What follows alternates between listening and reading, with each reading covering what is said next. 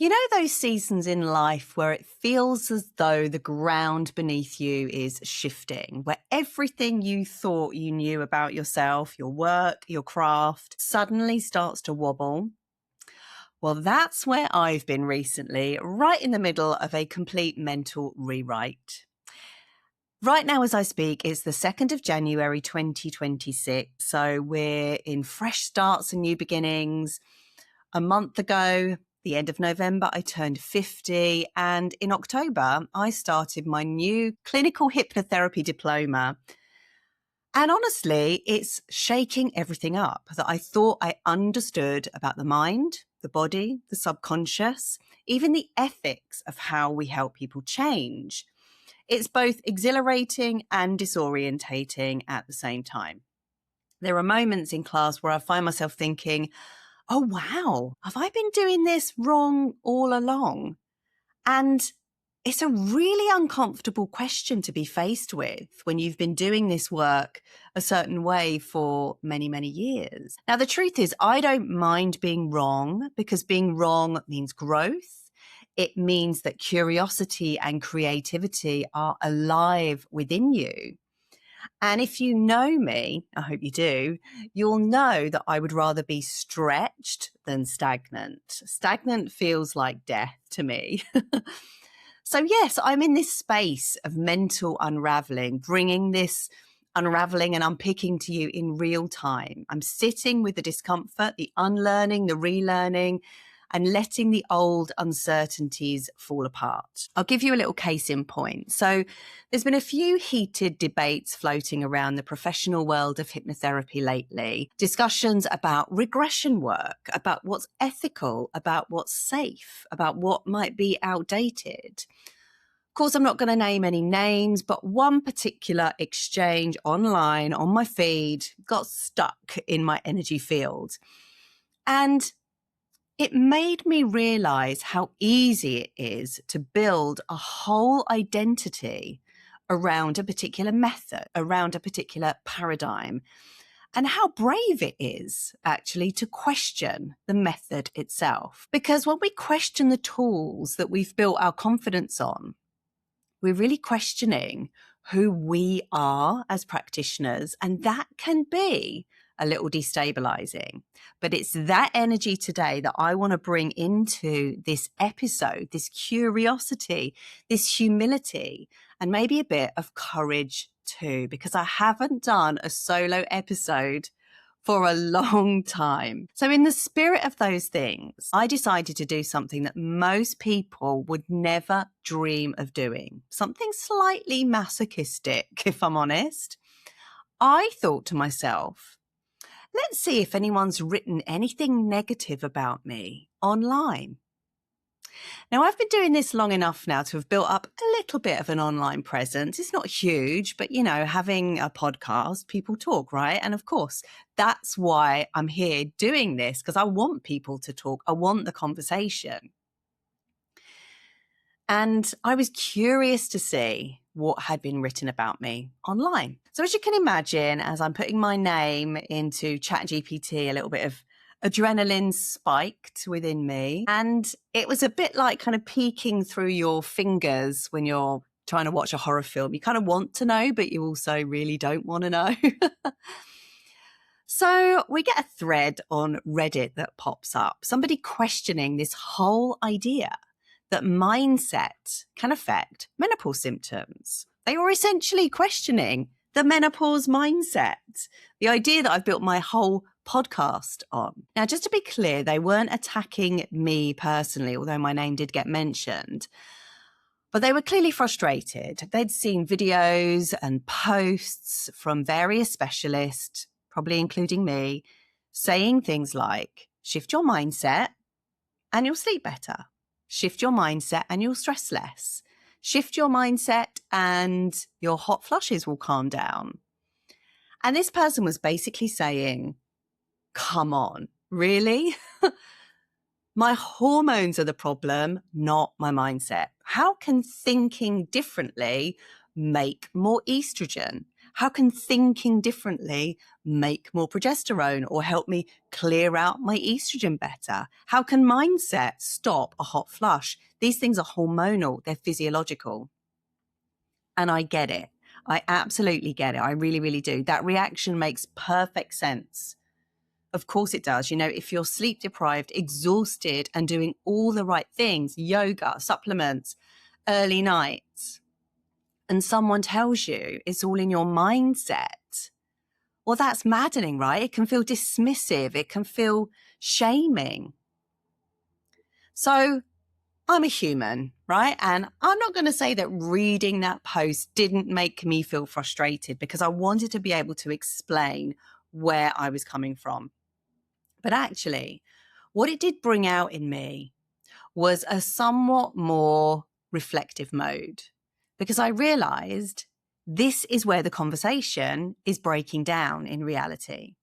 We're using the same word. We're both using the word mindset, but we're not talking about the same thing. We've got very different definitions of the word mindset, much like the regression debates in the hypnotherapy world that I was talking about earlier. We have very different definitions of what regression actually is. And so I thought maybe this is the episode that I need to talk about today. This is my comeback episode, my comeback solo episode. Maybe we need to just slow it all down and say clearly what we're not saying when we talk about mindset at menopause, and what we are saying when we talk about mindset at menopause. So that's what we're going to do today. And I just want to plant this little seed too at this stage, because right now I am in the early stages of shaping something very new, very precious, very timely, and very beautiful. And it feels like the perfect time for this thing to emerge, this thing being a new offer to emerge as we enter into 2026. I'm 50 with my new 50 style postmenopausal wisdom. I'm not going to explain what this offer is fully yet, because I don't want to rush into it. That's the old Sally energy, the one who used to operate from a kind of flight trauma response, oversharing, operating with urgency and floodlighting with too much information. So I'm just going to sit back on it for a moment, just plant that seed in your mind. And from this space of slow transition, I just wanted to let you know that I'll be announcing something at the end of this episode. And I do hope that you'll stay with me on this, because I think it really suits the vibe of what we're talking about today. So today, I want to think about the phrase mind over matter. And I want to think about translating what that phrase is actually trying to point towards. How the mind, body, and nervous system work together, and why understanding that interrelatedness on a deeper level can ease some of the suffering that goes alongside with hormonal change. So when you strip away the Instagram quotes and the oversimplified sound bites, mindset work isn't about pretending symptoms don't exist. It's about changing the internal conditions that influence how your body responds to symptoms. And that can be a really important factor, especially around breaking this feedback loop, this negative feedback loop that we can get stuck in, especially when it comes to pain, stress, anxiety, depression, and all manner of physical symptoms and ailments. Essentially, we know that symptoms and pain get worse the more we focus on them. And there are plenty of scientific studies and randomized control trials that support this hypothesis. So it's about the dialogue between the brain, the hormones, and the perception of safety in amongst the changes that we're experiencing as people going through this potentially destabilizing time of menopause. Yeah, it's the dialogue. It's the relatedness between all the systems. That's what mindset is. And that's what I want to unpack today. I'm not trying to convince anyone to think their way out of menopause, but I want to show you how deeply the nervous system and the patterns in the mind are involved in how we experience menopause. So grab a cup of tea, maybe a hot water bottle, because I'm recording this on the 2nd of January in the middle of a really cold snap, and let's get cozy. I'd like you to think about this in a way as a kind of fireside conversation, not a lecture, not a debate, just me in this moment of unlearning and relearning, just sharing what I've discovered about the very misunderstood relationship between the mind and menopause. So let's start with why the word mindset gets people's backs up in the first place. Because interpretation of words really do matter.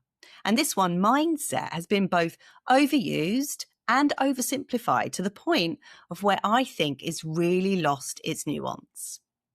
You see, somewhere along the line, the word mindset became a kind of self-help slogan, yeah? It got flattened into this idea that if you just think positive, everything will magically fall into place. And that idea is so outdated and truthfully belongs in the 1980s when pop psychology started to enter the culture. And actually, that version of mindset really does deserve a bit of a backlash, if I'm honest, because telling a woman who is up at 3 a.m. with heart palpitations and night sweats that she simply needs a better attitude is not only unhelpful, it's actually cruel, I think, because it implies blame, where there should be compassion, there should be understanding. And now, interestingly, mindset wasn't originally a self-help idea. It was a psychology term originating in Germany in the early 1900s, describing how our perception gets set, how our perceptions form. And it was our lovely new self-help industry that we're into today that kind of turned it into a personal responsibility story that became overly moralized. So the deeper therapeutic meaning of mindset isn't about thinking happy thoughts. It's actually about perception. It's about the filter through which your brain interprets what is happening in your body. It's about the dialogue between your beliefs, those covert angles of perception that get formed in childhood, your nervous system, and your physiology. So think of perception like the lens of a camera.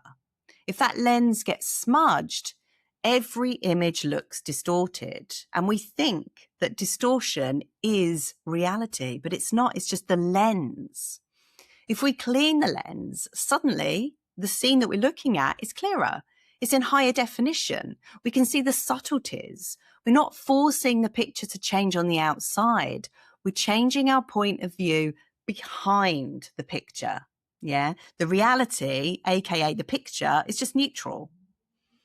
How we perceive it is how we make meaning of it. And meaning is everything, everything. And this is essentially the work I do in hypnotherapy and coaching. I help people to change their perspective, to change their perception so that their meaning about something can change. So when we say mindset affects menopause symptoms, what we really mean is this. Perception does. Your brain and body are in constant feedback. They're in constant conversation. Hormones send messages through the bloodstream. Yes, of course. But your thoughts and emotions send messages too through your vagus nerve, through your cortisol levels, through muscle tension, through your rate of breathing, through your heart rate variability. So no, you can't mindset your way into higher estrogen because menopause is a natural evolutionary shift. But you can influence how your nervous system and that part of you looking behind the camera, that perception, responds to the drop in estrogen. And that in turn changes your lived experience of symptoms. Whew. So let's ground that in biology for a second. When estrogen declines, the hypothalamus, your body's thermostat, becomes more sensitive. It starts to misread internal signals of heat and cold. Yeah? Add stress to the mix. And stress here doesn't just mean being busy. It actually means any cue of unsafety. And that's a whole other subject unto itself. And adrenaline starts to flood the system. Adrenaline amplifies vasodilation, which can instigate a hot flush. Yeah.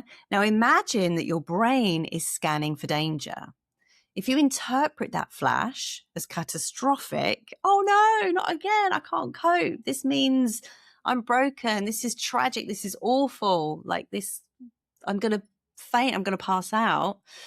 Your amygdala activity spikes, cortisol rises, adrenaline rises even more, and the heat lasts longer.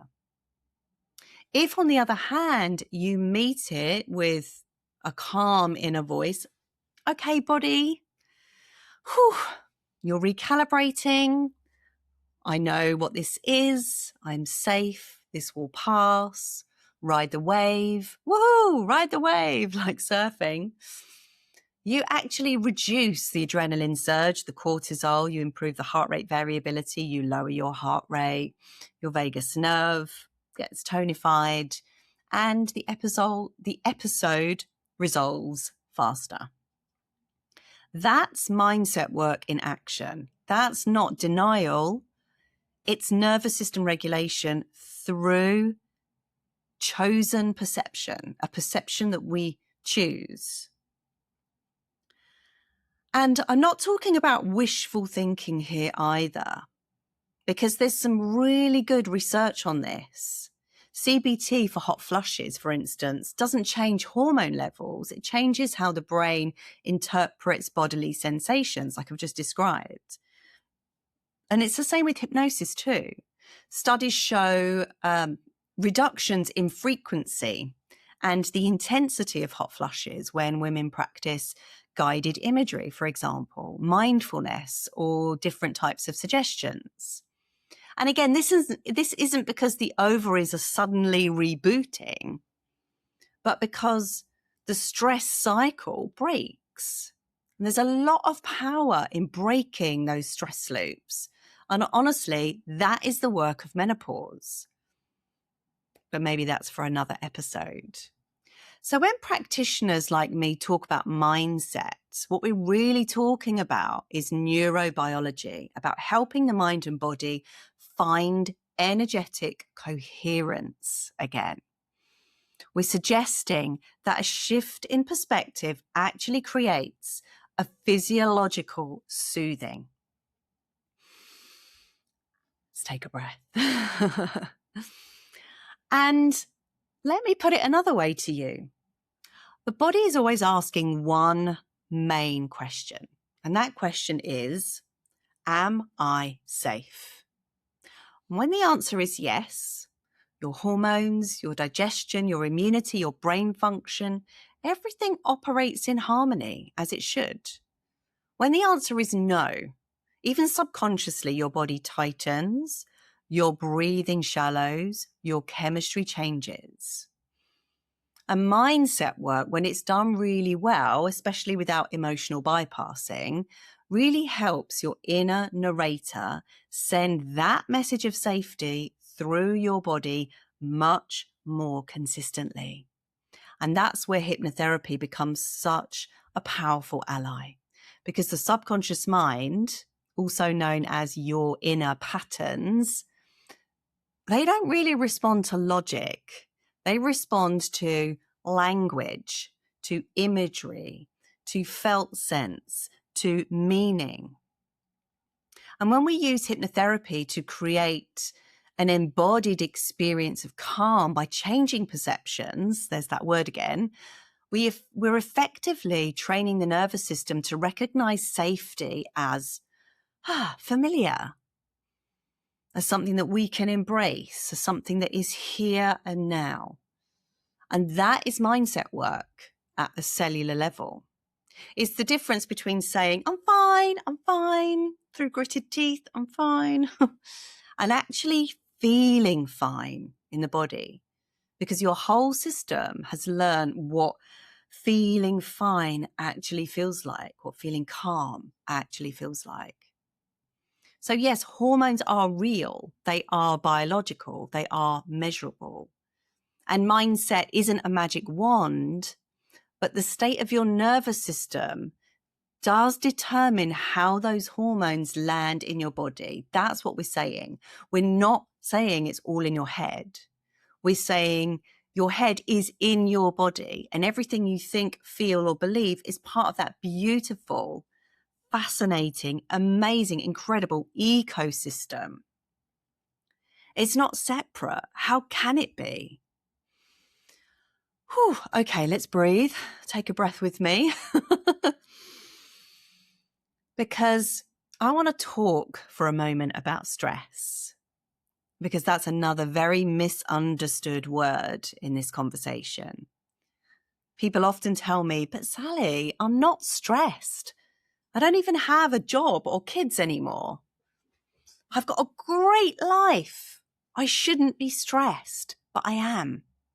And of course, I believe them. They're not consciously stressed, but the body can carry a kind of invisible tension, an inherited hypervigilance that has nothing to do with today's to-do list or today's little nuisances or lack of them.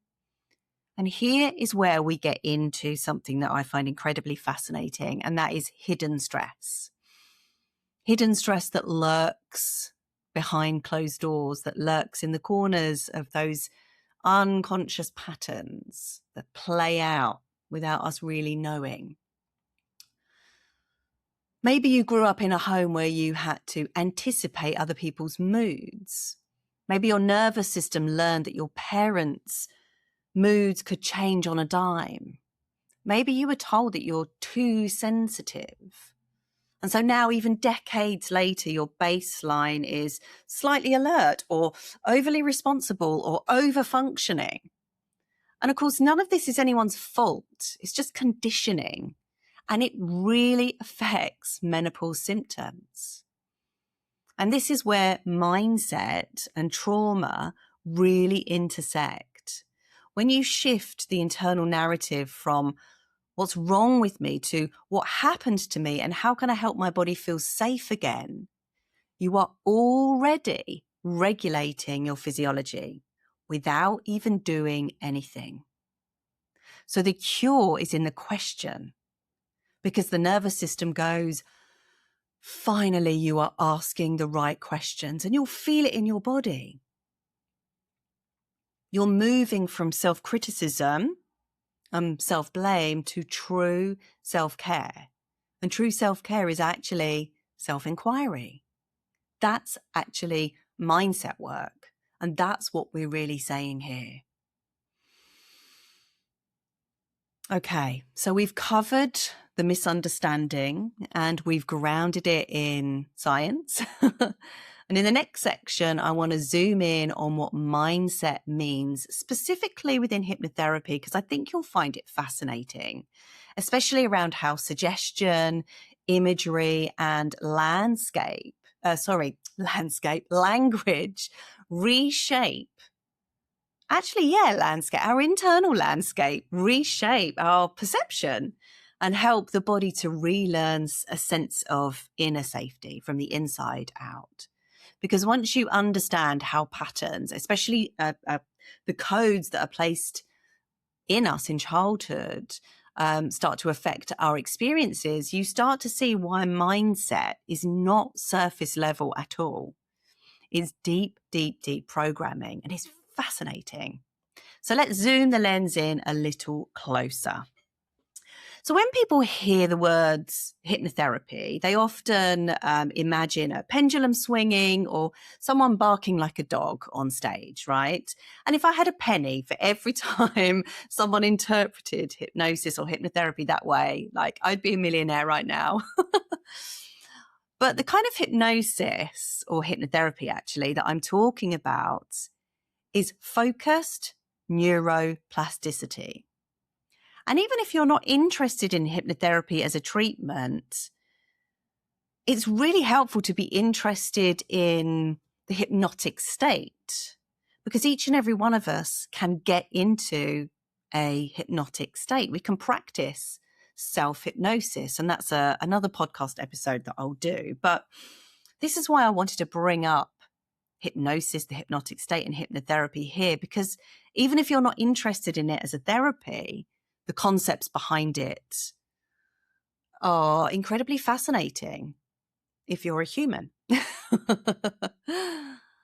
So, neuroplasticity, focused neuroplasticity, is the art and science of communicating with the parts of the mind that logic can't reach. We have to go deeper, beyond logic. And this is why I think sometimes hypnotherapy can work better than CBT, because CBT, from my interpretation of it, is very, very logic-based. And when we go deeper into the felt sense, we can access those more emotive, special, juicier parts of ourselves. And this is needed in menopause. So you know how you know something is irrational? Like there's no actual danger in shopping in this supermarket, but your body feels like switched on, there's danger. You're still flooded with adrenaline, even though you know logically, I'm just in a supermarket. There is no danger here. What's going on is an old, primal, protective, subconscious pattern at work. It's holding an emotional, implicit memory. It's holding a learned association. It's holding a protective reflex that words alone can't shift. So mindset in hypnotherapy terms, and the way I work, is about reteaching the body what safety feels like so that new beliefs can take root organically, naturally, just as nature intended. When we use language under hypnosis, phrases like, your body knows how to rest, relax, and trust that it's okay to let go now, we're not tricking the mind.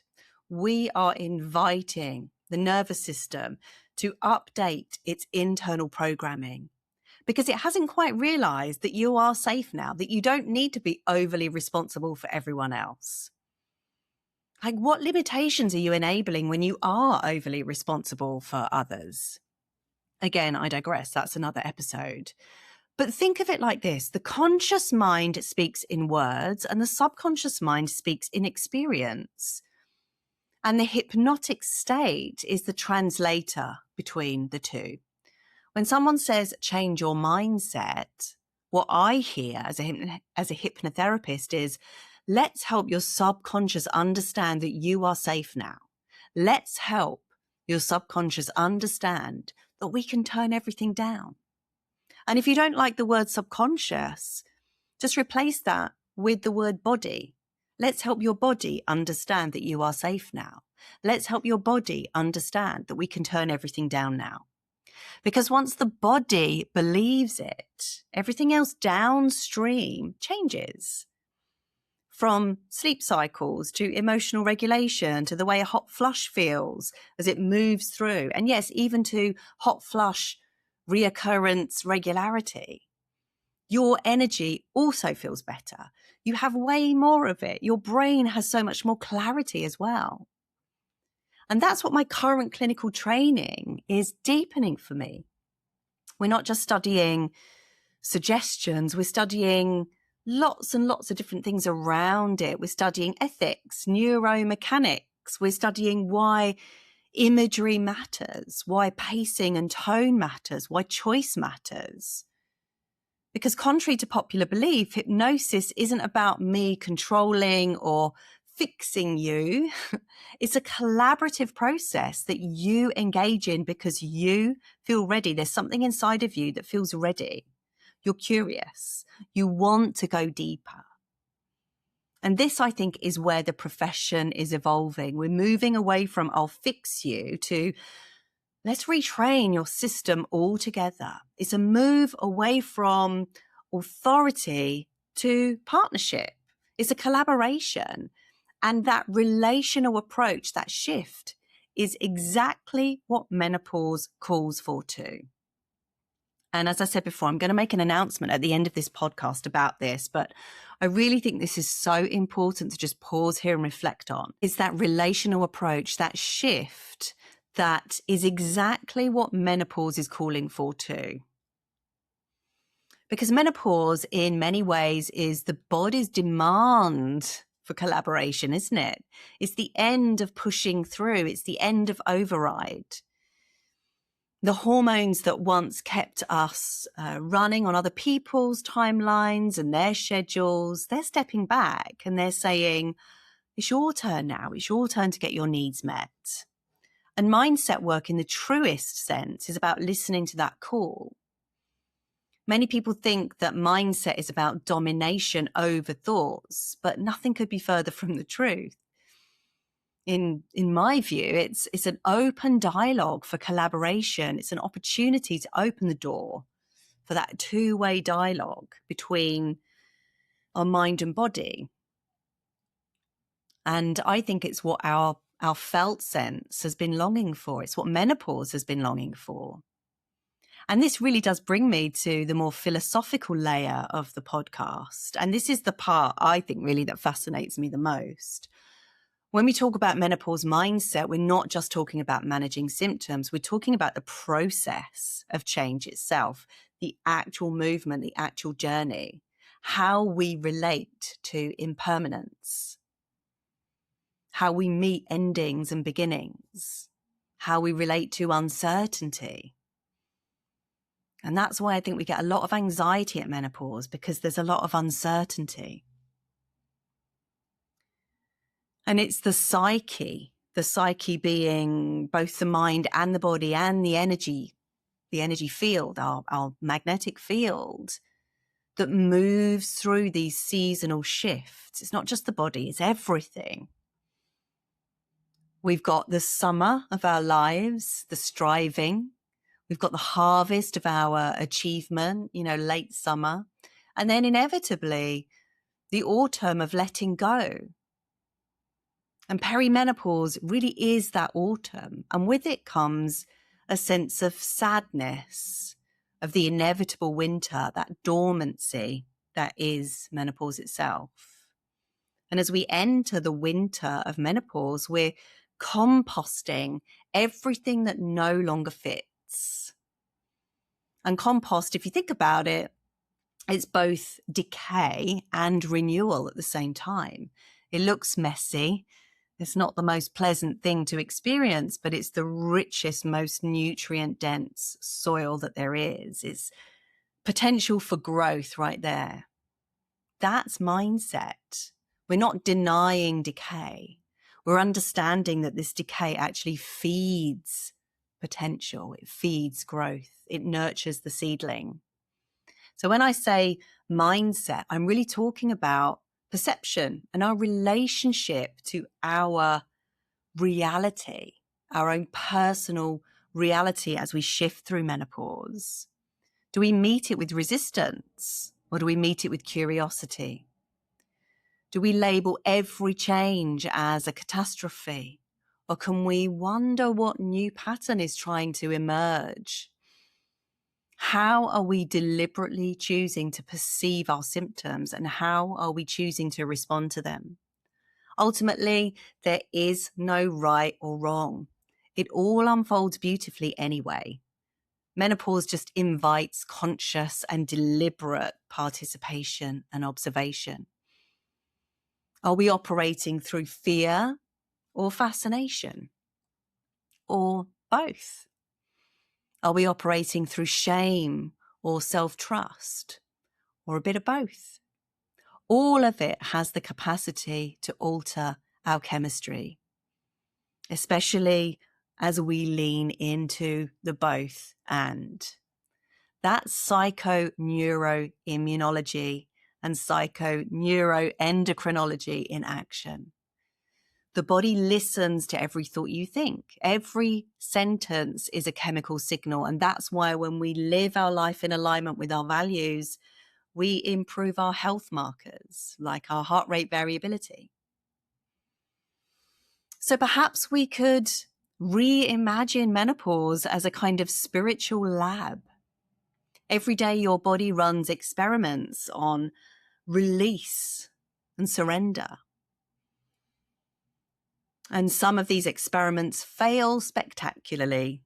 We have tears, we have heat, we have frustration, we lash out, we don't know what the fuck we're doing. But some of these experiments reveal new data, deeper intuition, sharper boundaries, an unshakable calm, perhaps, or an unshakable unfuckwithability that wasn't there before. And that's the wonderful payoff of mindset work, mindful presence. We're not aiming to do menopause perfectly. In fact, perfection is just a trauma response. I should know. Hands up here. I know that one really well. What we're doing actually is learning to stay in relationship with all the imperfection, even when the system is rebooting.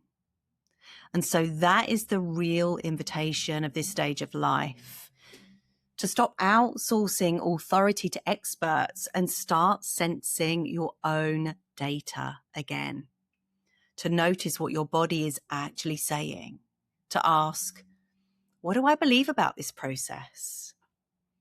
And is that belief helping me? Is it hurting me? What do I want to choose now? Because belief is biology, isn't it? We know that. Belief changes our breathing. Belief changes our posture. Belief changes even which genes get expressed under stress. So, no, mindset doesn't mean cheer up. It means wake up. Wake up to the conversation that's happening inside your cells. Wake up to the messages your symptoms are carrying. Wake up to the possibility that your body is wiser than the narrative we've possibly been fed. And when you do, menopause stops being an enemy and it starts being a beautiful, transformational initiation, and sometimes a cruel one as well. And I love this, it stops being the end of youth and starts being the beginning of truth. I love that. The end of youth and the beginning of truth. Okay, let's take a nice breath, because in the final part of this conversation, I do want to make a special announcement. This episode hasn't been about giving you techniques to manage your menopause better. I've done all of that in previous episodes. That was me back then. Things are different now, because the deeper layer of truth at play here, when you really get it, is that menopause actually doesn't need managing. It has an intelligence all of its own. And as such, it really needs witnessing. Your nervous system already knows how to regulate. Your body already knows how to recalibrate. What often gets in the way is the pressure to do menopause properly. So rather than asking yourself, what should I be doing when this happens? You might experiment with a different type of question, maybe a gentler, a more subtle, a quieter type of question. What is my body already doing that I can stay with? What is my body already doing that I can stay with, even if it's uncomfortable? And that's the shift. We're shifting from intervention to relationship. And that's a perspective shift. We can still intervene if we need to, but it's quieter. It's subtler than that. We go into relationship with the body and relationship with the mind. We're shifting from fixing and solving to deep listening. We're shifting from control and cajole to collaboration, quietness. And so from this point of view, we are participating in menopause. We're not trying to problem solve it. We're not trying to wrestle it. Even though at first, in our perimenopausal journey, that can be what it feels like we're doing. And something that might be a different way of thinking about it is this idea that participation doesn't require you getting anything perfect, as I've said before. It doesn't even require calm or even understanding half the time. What it does require, though, is presence, the deeper, quieter presence. And some nights that presence might look like curiosity. Other nights, presence might look like grief or sadness or exhaustion or just letting go.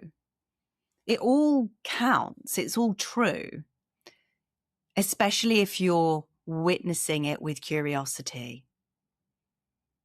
So having a menopause mindset isn't always about choosing the right thoughts. It's much deeper than that, actually. It's about staying in relationship with yourself while the system is reorganizing itself. And this is actually where I want to name something now that I've been quietly building in the background as I've been having all of these new thoughts, new insights, as I've been reorganizing my own internal world. A lot of women don't need more information about menopause. They need somewhere to be while all of this is happening. Many women don't need a course that tells them what to do. They don't need a program designed to optimize them or fix them. What they really need is a space that honors the fact that this is a transition of identity, that this is a nervous system transition. It's not just about hormones. It's actually a transition of meaning as well. And that's what my new membership, Becoming, is all about. Yes, it's called Becoming. And it's called Becoming because it's one of those words that implies an idea that something is happening perfectly all by itself. We don't force a baby to grow inside the womb. It happens all by itself because nature knows what she's doing. And so in this space, it's this space that I'm creating.